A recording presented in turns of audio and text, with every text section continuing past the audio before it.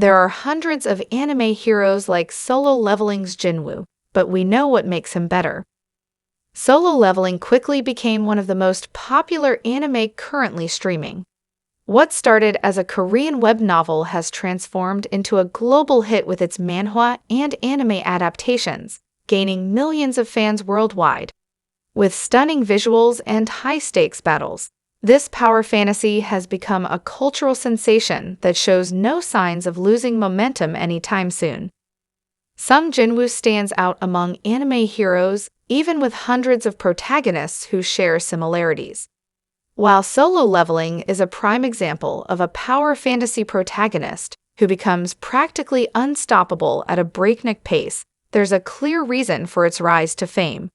With unique attributes that serve both the narrative and the protagonist, it's really no wonder why it's become so popular. Some Jinwoo isn't a standard selfless anime protagonist. Rather than being driven by justice, friendship, or a desire to save the world, Jinwoo's initial drives come from a desperate need to survive in a world where strength is everything. After the Double Dungeon incident, Jinwoo discovered a new way to gain power through the system, and since then, he has committed himself to becoming stronger. As his power grew, so did his detachment from other hunters, leading him down a morally ambiguous path. Unlike traditional shonen protagonists, Jinwoo maintains tight control over his emotions and often conceals his true intentions, which makes him seem mysterious to those around him. A desire for glory or recognition doesn't drive him. Instead, his motivation lies in gaining strength to protect those he cares about. However, despite his honorable intentions, his actions, sometimes influenced by the system, turn him into a character capable of dark deeds. This moral ambiguity serves to elevate his character by igniting discussions in direct relation to his actions throughout the series. The system itself is one of Solo Leveling's most distinctive elements. As a mysterious, game-like interface that allows Jinwoo, the player, to rise from a powerless E-rank hunter to a necromantic hunter that outclasses S ranks.